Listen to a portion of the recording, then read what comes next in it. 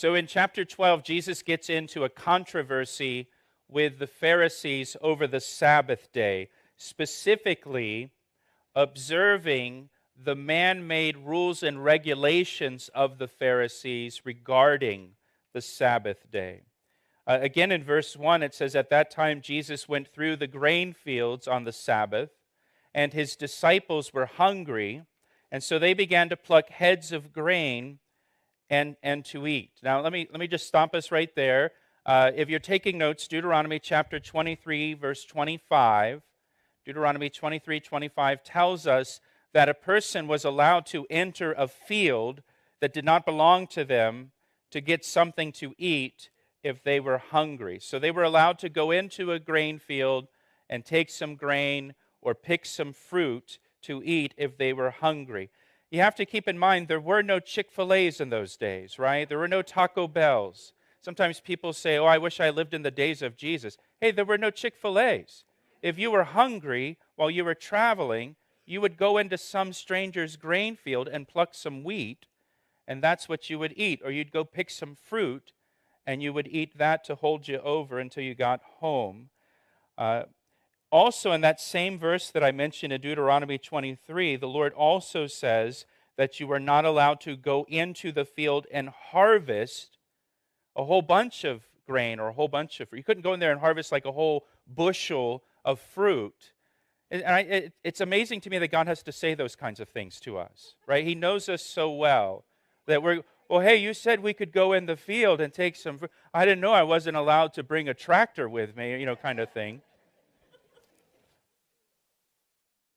So what Jesus' disciples did was, it was perfectly legal to do this according to the law of Moses. They were hungry. They were permitted to go into a field, pluck some grain to eat, to hold them over. Once I was trout fishing in the western part of the state, and I was in this river, and this river passed through a farm, and there was wheat growing. And I thought of this passage. So I got out of the river, and I plucked some wheat and rubbed it in my hands, because that's what it says to do in Luke's gospel, and ate it. And it tastes kind of like cornflakes. So if you're ever wonder what wheat tastes like, just raw, sort of like cornflakes. The amazing thing, too, is on this farm there was a cow. And so I milked the cow, and I made a bowl of cereal. Just kidding about the cereal, but... So verse 2 says, "And when the Pharisees saw it, they said to him, 'Look, your disciples are doing what is not lawful to do on the Sabbath.'" And so the Pharisees apparently were hiding there in the grain field and popped up and said, "Aha! We caught you." My question is, what were the Pharisees doing out in a wheat field on the Sabbath day? Now the Pharisees said what the disciples did was not lawful to do on the Sabbath. That's an important word in the verse. It's not lawful to do on the Sabbath, and they mean it was not lawful according to their man-made rules. The Jews, even still today, and at that time, they had a whole set of man-made rules known as the oral law, or the traditions of the elders, or the Mishnah is what it's most commonly referred to today. The Mishnah was like a commentary on the law that interpreted the law. And it explained the restrictions of the law according to the Jewish leaders. And the reason they have this oral law and this interpretation is because in the Old Testament, the children of Israel disobeyed God's law. They rejected God's law, and because of their disobedience, they were sent into captivity in Babylon. And so they didn't want that to happen again, and so they created what they called a fence around the law.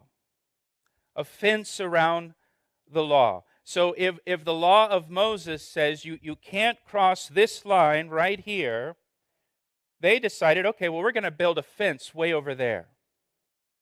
And that way, that fence will keep us far from crossing the line. It'll keep us far away from breaking God's law. And so I think the original intention of the fence was good. It was to keep the Jewish people safely away from breaking the law. But over time, they kept adding more and more and more rules and more and more and more regulations. They kept building that fence higher and higher and higher. And so by the time of Jesus, the Pharisees, that oral law, those rules became more important than what the Bible actually says. And the oral law kind of came to the forefront and was more important to them than what the Word of God actually says.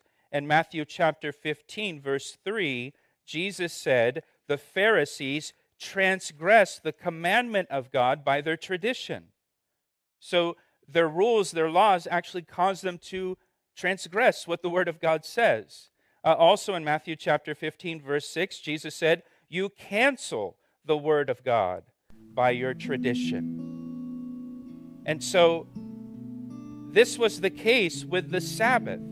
They had all of these rules regarding the Sabbath day.